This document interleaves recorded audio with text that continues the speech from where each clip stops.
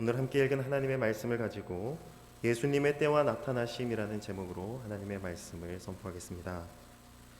오늘 말씀은 1절 말씀에 그 후에라고 하며 시작하고 있습니다. 그 후에라고 하는 이 말은 어떤 일이 있은 뒤라는 의미입니다. 6장에서 예수님이 무리와 유대인과 제자들에게 자기를 소개하신 뒤, 그 후에라는 의미입니다. 예수님은 갈릴리 지방에 있는 가버나움에서 자신을 소개하신 뒤에 유대 땅으로 가지 않고 갈릴리 땅에 머물러 계셨습니다. 그 이유는 바로 이어지는 말씀이 알려주듯이 유대인들이 예수님을 죽이려 했기 때문입니다. 유대인들이 왜 예수님을 죽이려고 했나요? 우리는 이전에 요한복음 5장 말씀을 통해 그 이유를 알고 있습니다. 요한복음 5장 18절 말씀에 유대인들이 예수님을 죽이려고 하는 이유가 나와 있습니다. 5장 18절 말씀입니다. 유대인들이 이로 말미암아 더욱 예수를 죽이고자 하니 이는 안식일을 범할 뿐만 아니라 하나님을 자기의 친아버지라 하여 자기를 하나님과 동등으로 삼으심이로라. 아멘. 유대인들이 예수님을 죽이려고 했던 이유는 예수님께서 유대인들이 믿는 하나님이 자기의 아버지이고 자신은 그 하나님 아버지의 아들이라고 소개했기 때문입니다. 뿐만 아니라 자기를 하나님 아버지와 동등하다고 말씀하셨기 때문에 유대인들은 예수님을 죽이려고 했습니다. 즉 자기가 하나님의 아들이며 하나님이라는 예수님의 그 자기소개는 유대인들이 예수님을 죽이려고 하는 죄목이었던 것입니다. 사실 앞서 나온 6장에서 예수님께서 자신을 소개하신 모든 이야기도 이와 같은 이야기입니다. 자신이 하나님께서 하늘에서 보내신 하나님의 아들이시며 또한 자신이 영생을 줄 수 있는 하나님이시다라고 소개하셨습니다. 그런데 예수님의 말씀을 들은 유대인들은 예수님이 하나님의 아들이시며 하나님이시라는 것을 믿지 않았기 때문에 예수님을 죽이려 했던 것입니다. 유대인들이 예수님을 죽이려고 했기 때문에 예수님은 유대로 올라가지 않으시고 갈릴리 지방에 더 머물러 계셔야 했습니다. 유대 땅에는 종교심이 투철한 유대인들이 더욱 밀집되어 있었기 때문에 그래서 예수님을 믿지 못하는 더 많은 유대인이 예수님을 죽이려고 할 것이기 때문에 예수님은 갈릴리에 잠시 더 머물러 계셨습니다. 갈릴리는 우리가 알다시피 예수님의 고향 땅이죠. 예수님께서 유대 땅 베들레헴에서 태어나셨다라는 것을 우리는 알고 있지만 그렇다고 해서 성경이 유대 베들레헴을 예수님의 고향이라고 말하지 않습니다. 오히려 성경은 예수님의 고향을 갈릴리 나사렛이라고 증거하고 있습니다. 갈릴리 지방 나사렛이라는 동네에서 유소년 시절, 청년 시절을 보내셨습니다. 그래서 예수님을 알고 있던 유대인들은 예수님을 베들레헴 예수라고 부르지 않고 나사렛 예수라고 불렀던 것입니다. 심지어 그들은 예수님의 부모까지도 모두 알고 있었습니다. 나사렛에서 줄곧 함께 자라왔던 예수님이 어느 날부터 자기를 하나님의 아들이며 하나님이라고 소개하니까 동네 사람들이나 유대인들이 예수님을 이단아로 보고 또한 어떤 사람은 그를 귀신 들린 자라고 보았던 것입니다. 그로 인해서 예수님은 자기의 고향 땅 갈릴리에 더 많이 머물러 계셨고 갈릴리에서 더 많은 이적과 표적을 행하셨던 것이죠. 하지만 예수님도 유대인이셨기 때문에 유대인의 전통에 따라서 명절을 지켜야 했습니다. 예수님은 어려서부터 부모님과 함께 유대 땅 예루살렘으로 명절을 지키러 여행길에 오르곤 했었죠. 그래서 오늘 2절 말씀에서는 유대인이 지키는 명절인 초막절이 가까웠다라고 알려줍니다. 여기서 초막절이 가까웠다라는 이 기록은 예수님께서 결국은 유대 땅으로 가게 될 것을 암시하고 있고 구약율법에 기록된 초막절의 의미에 따라서 예수님이 그 구약의 율법을 성취하신다라는 그 사실을 암시하고 있습니다. 레위기 23장 42절에서 43절 말씀을 보면 초막절이 무엇을 의미하는지 기록하고 있습니다. 제가 읽도록 하겠습니다. 너희는 이레 동안 초막에 거주하되 이스라엘에서 난 자는 다 초막에 거주할지니 이는 내가 이스라엘 자손을 애굽 땅에서 인도하여 내던 때에 초막에 거주하게 한 줄을 너희 대대로 알게 함이니라. 나는 너희의 하나님 여호와이니라. 아멘. 모세가 기록한 이 레위기 율법에 따르며 초막절은 이스라엘 백성이라면 반드시 지켜야 할 명절이었습니다. 그 이유가 무엇입니까? 바로 애굽 땅에서 종살이하던 이스라엘 백성을 인도하여 내시고 구원하신 여호와 하나님을 기억하기 위함이었습니다. 이스라엘 백성은 여호와 하나님의 전적인 은혜로 애굽 땅에서 구출을 받았습니다. 애굽 땅에서 빠져나오는 것부터 홍해를 건너는 것, 그리고 홍해를 건넌 후 광야에서 생활하는 것까지 모든 것이 다 여호와 하나님의 전적인 은혜였습니다. 특별히 이스라엘 백성들이 출애굽한 뒤에 홍해를 건넌 뒤에 어디에서 생활을 했습니까? 광야에서 생활을 했죠. 그 광야에서 초막을 짓고 생활을 했습니다. 낮에는 뜨거운 햇볕이 쬐고 밤에는 강추위가 몰아치는 그 광야에서 이스라엘 백성을 보호하시고 지키시기 위해 여호와 하나님께서 이스라엘 백성들에게 초막을 지으라 하셨던 겁니다. 즉 이스라엘 백성에게 이 초막이라는 것은 여호와 하나님이 베풀어 주신 그 구원의 은혜를 계속해서 기억하고 기념하여서 그 구속과 구원을 누리며 살아가게 하는 그러한 것이었습니다. 단지 구원받았으니까 너희가 알아서 살라 하시는 것이 아니라 구원받은 이후에도 그 구원을 지속적으로 누리며 살아가도록 지켜주시고 보호하신 것입니다. 그래서 신약 시대에도 이스라엘 백성들은 초막절이 되면 초막을 짓고 7일 동안 그곳에서 생활하며 여호와 하나님께서 베풀어 주신 그 구원의 은혜를 기억하고 감사하며 즐거워했습니다. 이것이 바로 이스라엘 백성, 하나님의 백성이 지켜야 할 초막절입니다. 예수님과 예수님의 형제들도 이 초막절을 지키기 위해서 유대 땅 예루살렘 성전이 있는 그곳으로 올라가야 했습니다. 그래서 예수님의 형제들이 먼저 예수님에게 권합니다. 오늘 말씀 3절에서 4절 말씀을 우리 함께 읽어보도록 하겠습니다. 그 형제들이 예수께 이르되 당신이 행하는 일을 제자들도 보게 여기를 떠나 유대로 가소서. 스스로 나타나기를 구하면서 묻혀서 일하는 사람이 없나니 이 일을 행하려 하거든 자신을 세상에 나타내소서 하니. 아멘. 그런데 예수님의 형제들이 하는 이 말에는 무언가 다른 의미가 있습니다. 초막절의 본래 의미가 아닌 조금은 다른 의도가 들어있는 듯한 말을 합니다.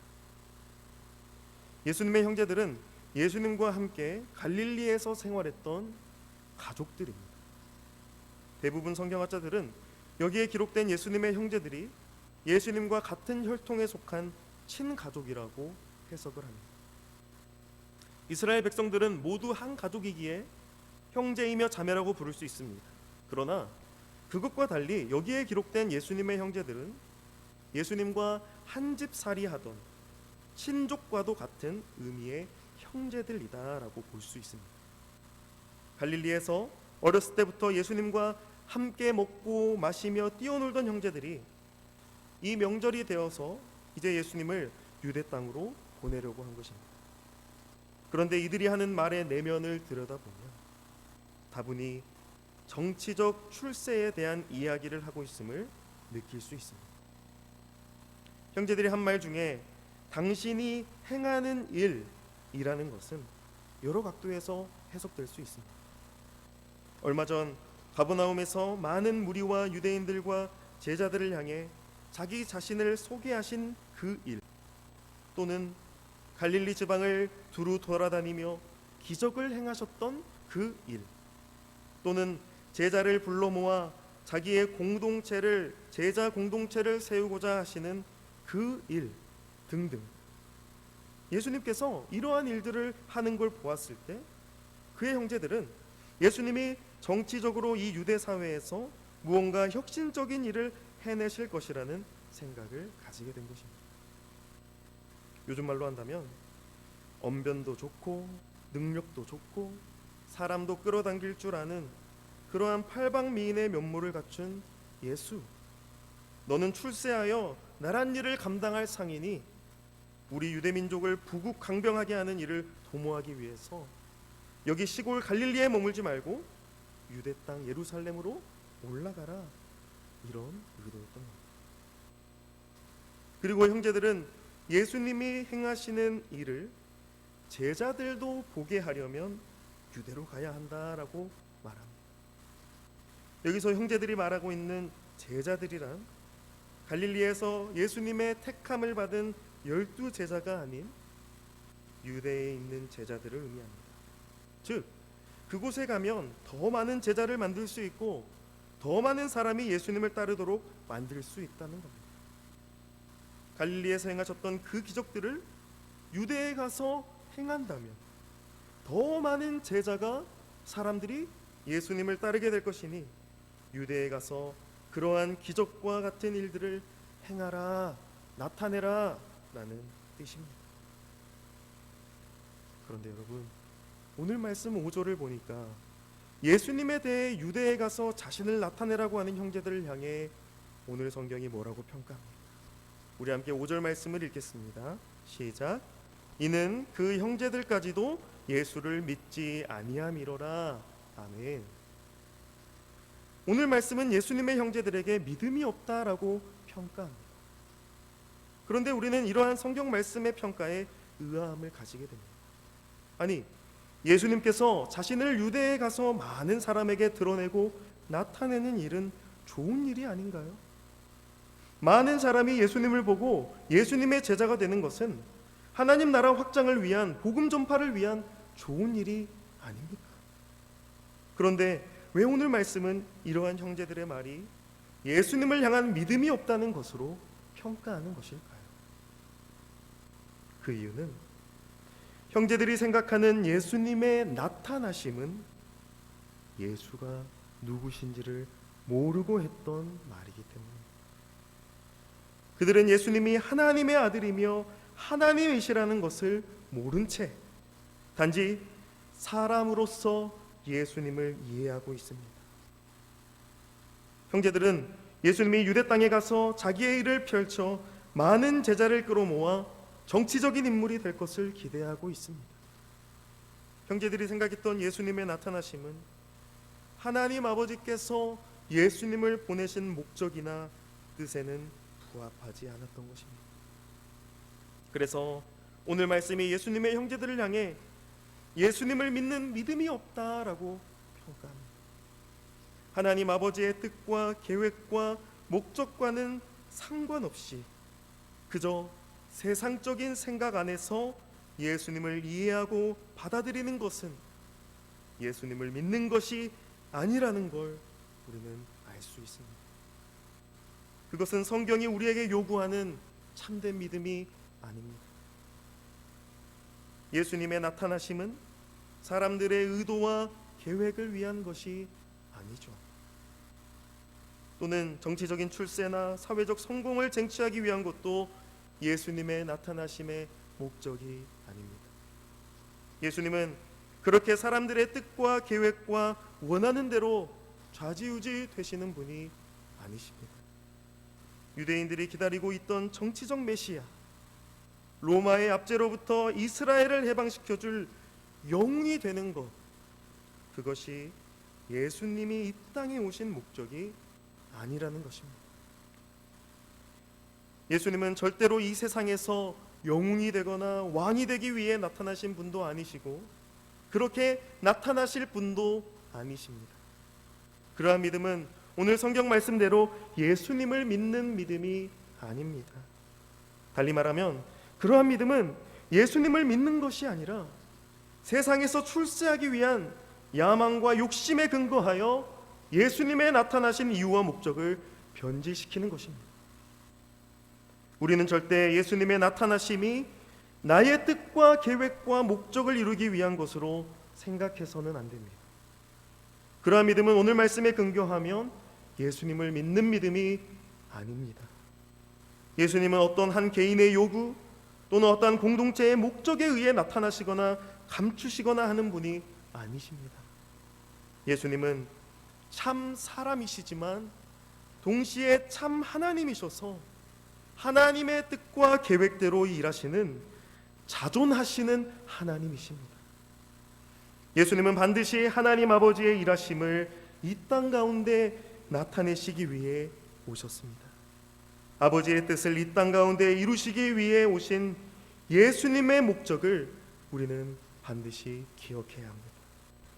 예수님은 성육신 하시기 전부터 그리고 성육신 하신 이후에도 사람들에 의해 일하고 계신 것이 아니라 하나님 아버지의 뜻과 계획을 위해 자신을 나타내시고 계시하시고 일하고 계시는 겁니다.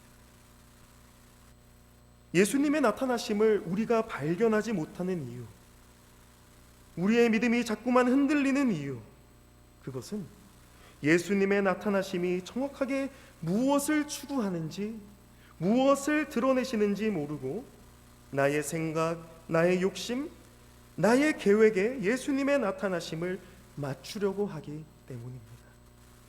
우리가 예수님의 나타나심을 구할 때 우리는 무언가 내 눈에 보기 좋고 내 입에 달고 내 마음에 좋은 것을 추구할 때가 있습니다. 그러나 예수님이 내 삶에 나타나신다는 것, 그것은 예수님이 우리에게 나타나신 참된 목적, 오직 한 가지의 목적, 바로 하나님 아버지의 그 뜻을 이루기 위한 것에 우리는 우리의 시선을 고정시켜야 합니다.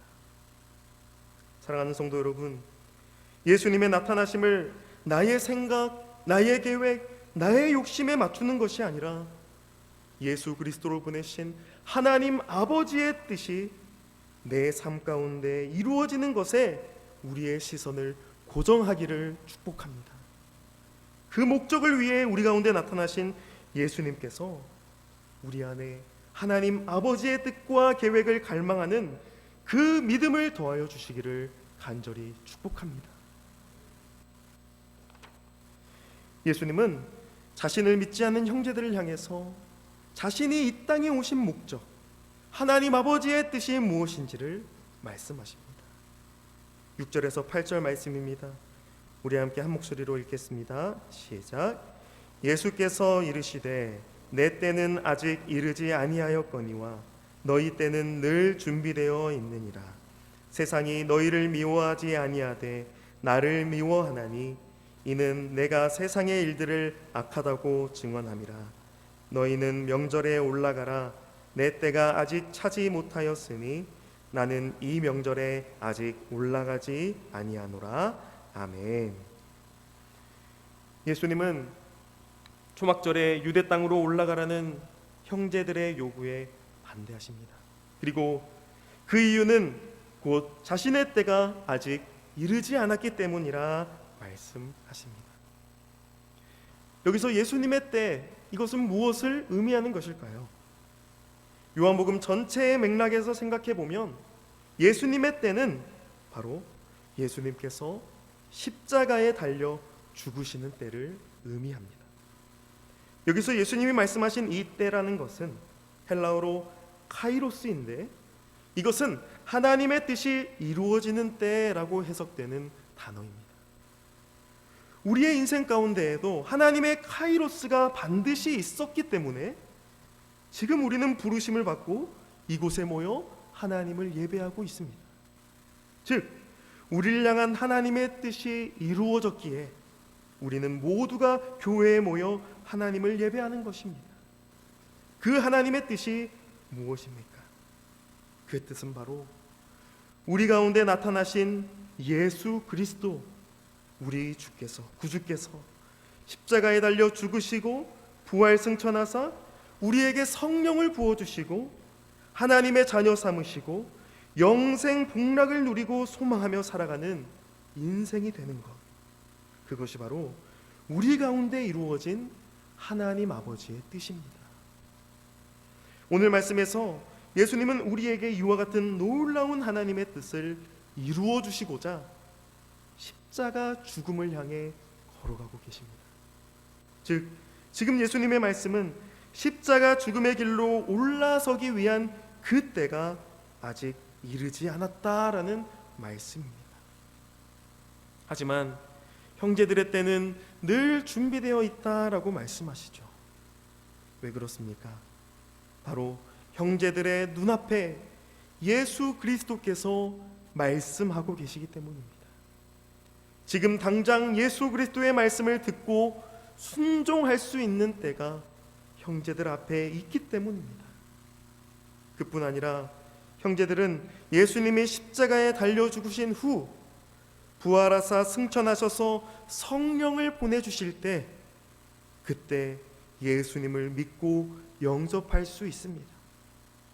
예수님의 때는 아직 이르지 않았으나 형제들에게 임하게 될 하나님의 뜻과 하나님의 때는 예수님으로 말미암아 지금도 앞으로도 계속해서 준비되고 있는 것입니다. 이 말씀은 우리에게 매우 큰 은혜의 말씀입니다.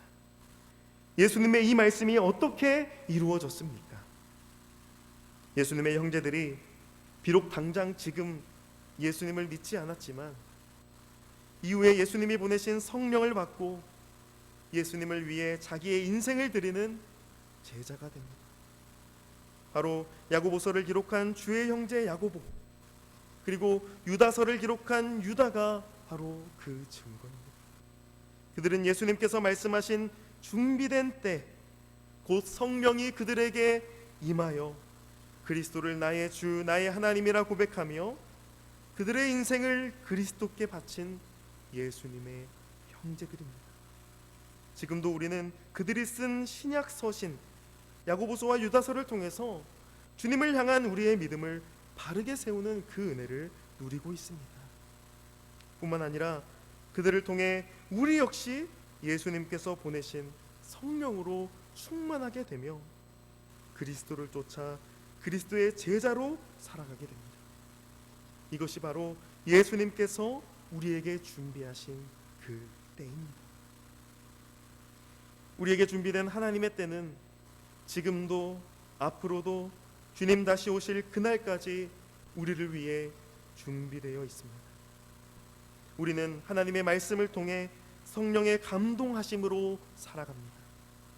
지금도 성령 하나님의 역사가 우리 가운데에 이루어지고 있습니다. 성령께서 우리의 영혼이 주님께 향하게 하시며 회개하게 하시며 우리가 죄악으로부터 돌이켜 하나님을 바라보고 따르게 하는 역사를 이루고 계십니다. 이 모든 것이 바로 예수님이 말씀하신 우리를 위해 준비된 그 때입니다.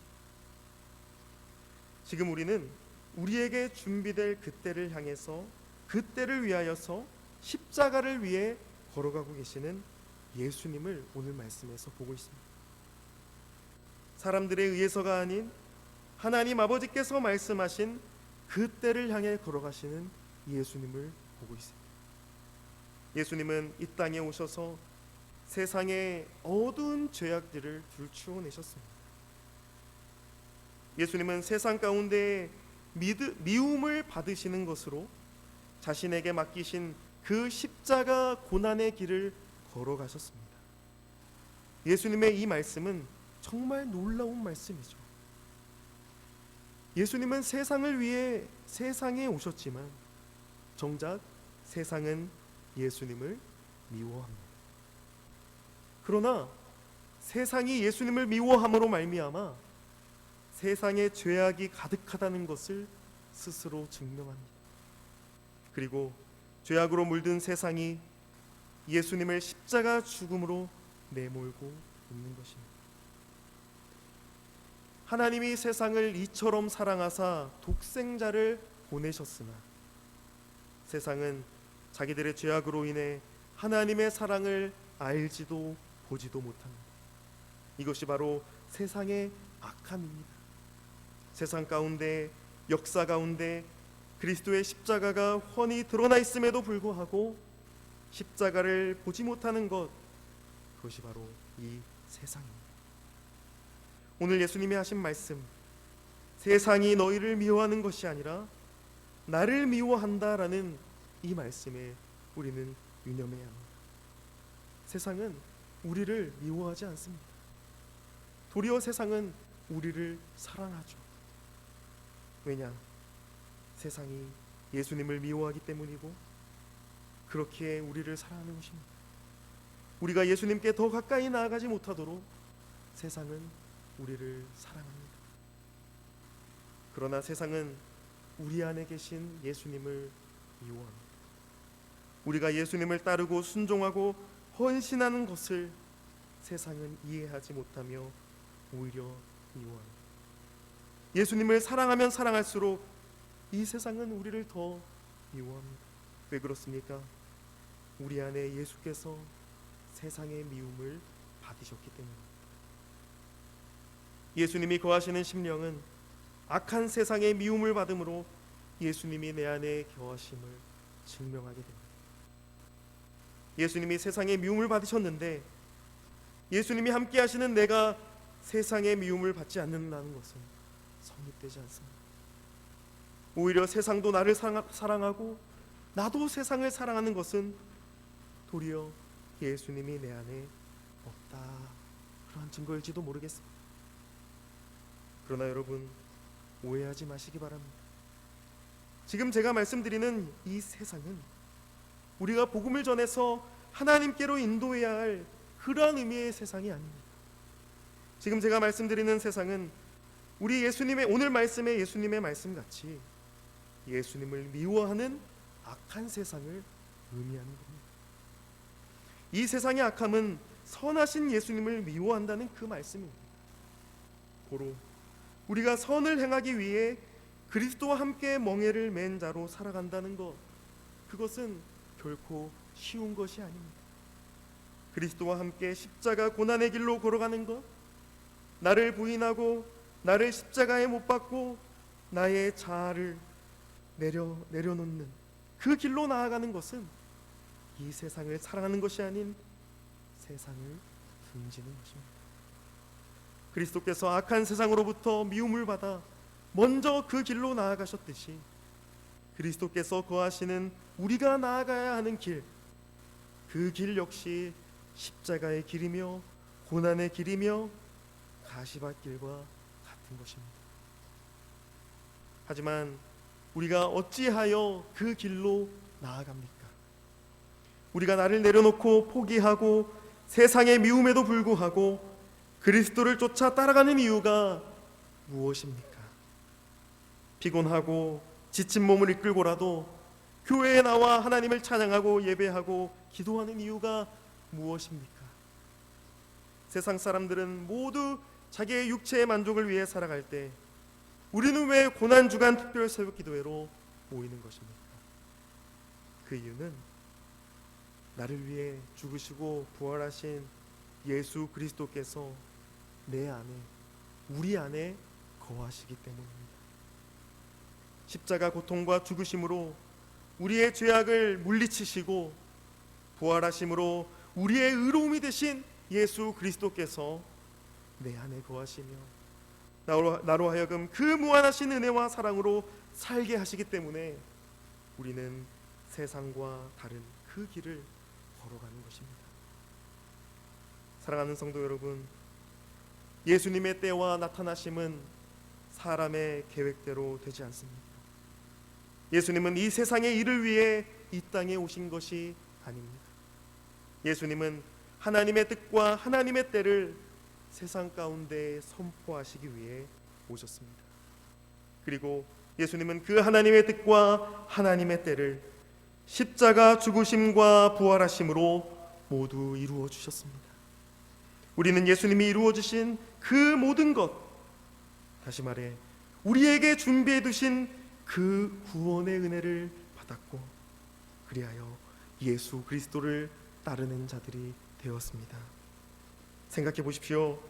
예수님은 십자가 죽음을 향해 걸어가고 계심에도 불구하고 유대인들이 자기를 죽이려고 하는 그 위협 앞에 자기를 감추셔야만 했습니다.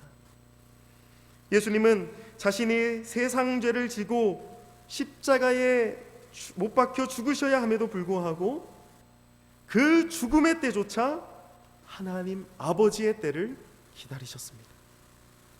사람들이 가라고 해서 가는 것이 아닌, 또는 사람들에 의해서 죽임당하시는 것이 아닌, 온전히 하나님 아버지의 뜻과 때를 따라 순종하심으로 그 십자가 죽음의 길로 걸어가는 것이었습니다. 이것이 바로 우리 주님의 완전한 순종입니다.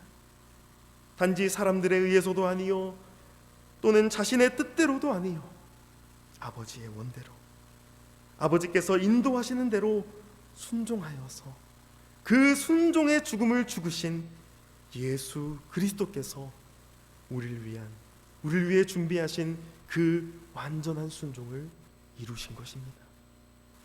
사랑하는 성도 여러분, 그래서 예수님은 초막절에 유대 예루살렘으로 올라가셨을까요?